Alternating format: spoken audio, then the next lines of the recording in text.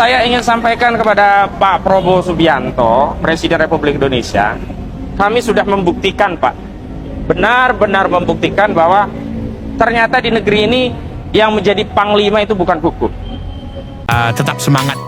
Jangan menyerah, meraih mimpi. Hidupku hanya untuk sosial. Hidupku hanya untuk peduli kemanusiaan. Kita lahir dari manusia. Hidup untuk manusia. Sandi Social. Hidup selalu bersosial. Sandi Social. Tetap bersosial. Salam Sandi Social. Salam sosial. Salam peduli kemanusiaan. Kita lahir dari manusia. Hidup untuk manusia. Salam Sandi Sosial.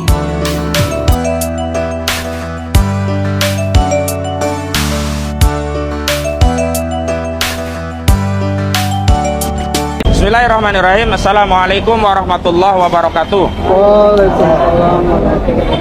Alhamdulillahirabbil alamin. Nahmaduhu wa nasta'inuhu wa nastaghfiruh wa na'udzubillahi min syururi anfusina wa min sayyiati a'malina may yahdihillahu fala mudhillalah wa may yudhlil fala hadiyalah. Asyhadu an la ilaha illallah wa la syarikalah, asyhadu anna Muhammadan abduhu wa rasuluh. Amma ba'd.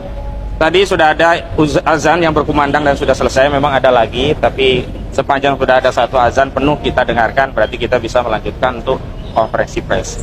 Baik, kami ingin menyampaikan beberapa hal terkait hasil persidangan ke-11 ya, hari ini pada hari Senin tanggal 17 Maret 2025. Sidang ini adalah sidang lanjutan gugatan rakyat 20 ya warga negara Indonesia, baik dari Purnaweran Jenderal TNI, juga ada Aliansi Rakyat Menggugat dan beberapa aktivis lainnya dalam rangka untuk membela masyarakat yang menjadi korban kezaliman proyek PSN PIK 2, baik di lokasi yang disebut PSN, wilayah PSN, atau di luar PSN yang nyaru atau menjual narasi PSN untuk melakukan pembebasan lahan dengan modus operandi intimidasi, pemaksaan dan sebagainya begitu.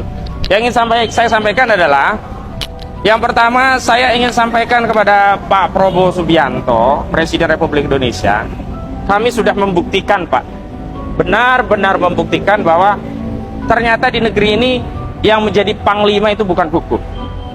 Yang menjadi panglima di negeri ini adalah politik. Terbukti para tergugat yang kami gugat ya, dari Aguan, Antoni Salim, Erlangga dan yang lainnya ini sudah berkali-kali dipanggil oleh pengadilan, bahkan di dalam sidang mediasi 3 kali dipanggil pengadilan. Dan aturan hukumnya dalam proses mediasi adalah prinsipal tergugat itu harus hadir, Antoni Salim harus hadir, saudara Aguan harus hadir, dan Joko Widodo termasuk Erlangga dan yang lainnya harus hadir, tetapi mereka tidak menghormati hukum. Artinya tidak ada yang namanya penghormatan terhadap hukum. Jadi hukum tidak jadi panglima Pak Prabowo. Tapi begitu Pak Prabowo Subianto memanggil 2 tergugat yang kami gugat ini, yakni Antoni Salim dan Aguan, juga beberapa oligarki lainnya, ada Tommy Winata, ada James Riyadi, ada Boy Thohir, ada siapa lagi? Ada beberapa pengusaha lainnya, itu ternyata mereka tunduk datang kepada pemegang otoritas kekuasaan untuk mendatangi pimpinan otoritas politik, yakni presiden, dalam rangka memenuhi apa yang diinginkan oleh presiden. Artinya apa? Hukum itu bukan panglima.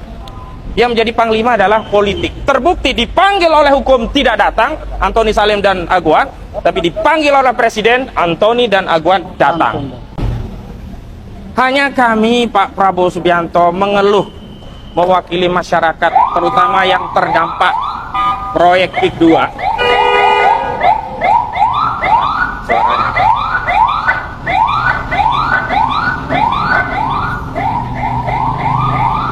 Bentar ya. Oke. Terutama kami mewakili suasana kebatinan masyarakat yang terdampak menjadi korban perampasan tanah proyek PIK 2. Ini kami prihatin, Pak Presiden. Kenapa? Karena Presiden Republik Indonesia tidak memanggil orang-orang yang sedang kami gugat itu dalam rangka untuk diperintahkan oleh kekuasaan politik untuk bertanggung jawab kepada rakyat yang dizolimi, rakyat yang memberikan mandat kepada kepala negara yakni Presiden Prabowo Subianto, untuk bertanggung jawab dan menyelesaikan persoalan yang hari ini menimpa masyarakat Banten. Tetapi saudara Prabowo Subianto selaku presiden justru mengajak mereka duduk satu meja untuk membicarakan ekonomi negara, bahkan sampai urusan Danantara, tapi tidak pernah menyinggung kejahatan-kejahatan mereka yang sampai hari ini kami gugat, dan kejahatan itu tetap saja mereka praktikan.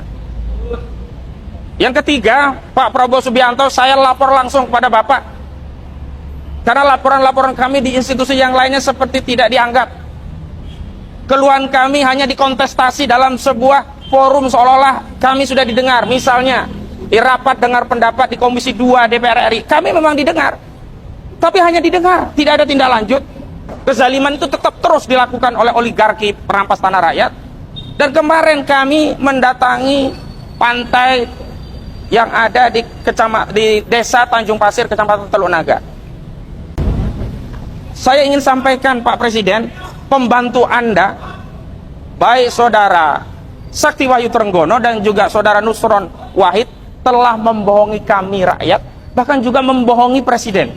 Kenapa? Perintah Pak Prabowo kan jelas, usut tuntas, selesaikan pagar laut. Dan Menteri KKP mengatakan bahwa masalah pagar laut sudah selesai, sudah tuntas. Pelakunya dikatakan Arsin sama Tarsin. Dia tidak sebut Tarsin, tapi staf desa yang inisialnya T. Nah, tidak ada staf desa lain yang inisial T, inisialnya T, kecuali si Tarsin begitu. Dan sudah katanya akan mendendam 48 miliar rupiah. Tapi kenyataannya, kami kemarin saksikan pagar laut itu masih ada, belum bersih, belum tuntas. Pagar-pagar yang berkaitan dengan kepentingan proyek PIK 2 milik Aguan tidak disentuh. Bahkan kami kemarin mendatangi proyek PIK 2, melihat langsung bibir pantai kita sudah direklamasi. Tanah laut di bibir pantai di proyek PIK 2 sudah ditimbun menjadi daratan. Modusnya bagaimana? Jadi mereka, karena di pinggiran itu belum terlalu dalam nih Pak Presiden, jadi mereka membuat tanggul.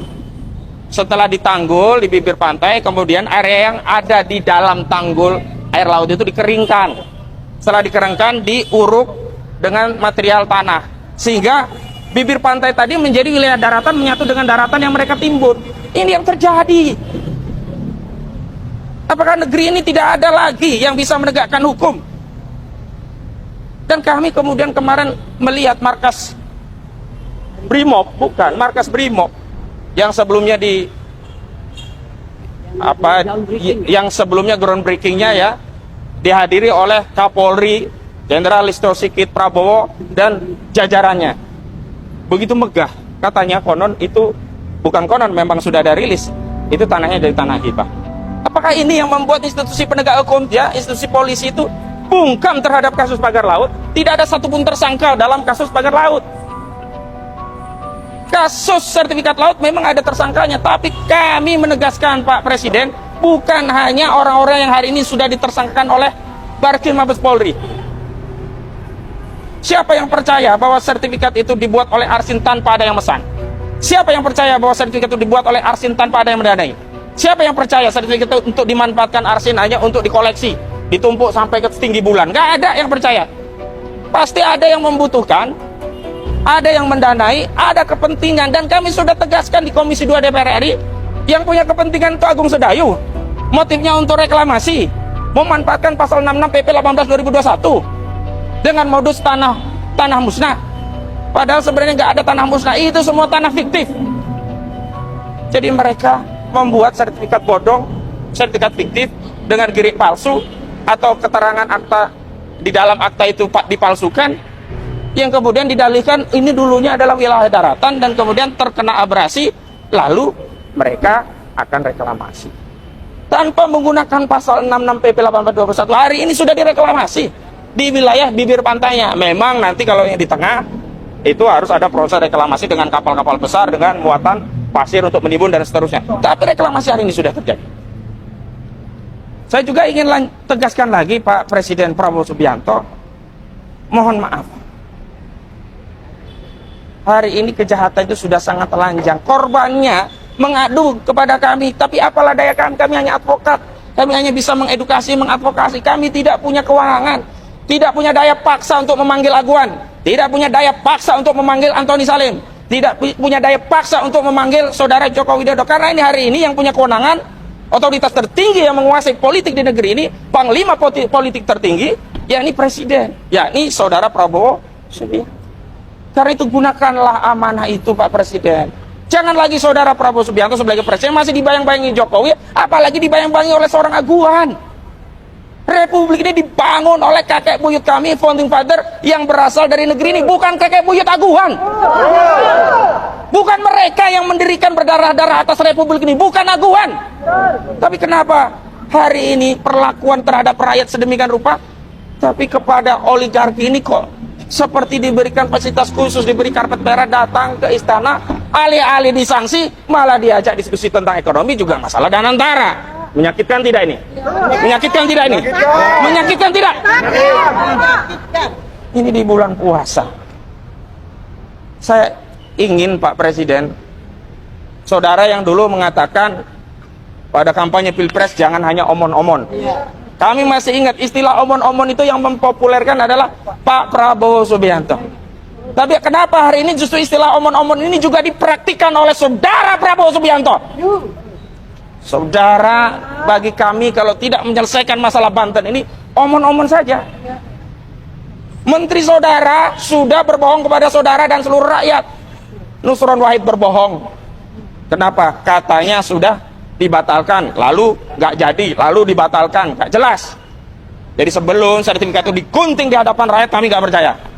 Dia juga katakan sudah memberikan saksi yang sangat tegas dan menurunkan dari jabatannya sejumlah oknum pejabat yang terlibat dalam sertifikat laut. Ternyata sudah pensiun. Ini kan ngeprank. Juga Sakti Wahyu Trenggono mengklaim ini sudah selesai. Tanya Pak Presiden, bolehlah Pak Presiden Prabowo Subianto, nanti kami dampingi untuk datang ke proyek PIK 2 itu. Saksikan langsung betapa zalimnya PIK 2 dalam konteks mereklamasi pantai tanpa izin. Itu pasti tanpa izin. Jadi dia modusnya memperlebar daratan sedikit demi sedikit dengan menguruk lautan. Kali pun diuruk, sungai ya. Kemudian ada yang punya rumah dipaksa direlokasi dengan harga semau-maunya. Menciptakan pembelahan di tengah rakyat. Ada yang dikasih roti, ada yang diintimidasi. Akhirnya di tengah masyarakat Banten yang tadinya guyup, rukun, sekarang terpecah belah. Akhirnya di tengah masyarakat Banten yang biasanya itu rukun, sekarang menjadi saling curiga. Jangan-jangan ini anti aguan, jangan-jangan ini pengkhianat aguan, jangan-jangan ini congos aguan. Ini terjadi karena adanya proyek kedua ini. Pak Presiden, kenapa saya fokus Pak Presiden? Kami hanya menggunakan pengadilan sebagai sarana. Karena apa? Pengadilan itu rendah, jauh di bawah Presiden. Terbukti pengadilan tidak mampu memaksa aguan datang. Tapi saudara Presiden bisa memaksa aguan datang.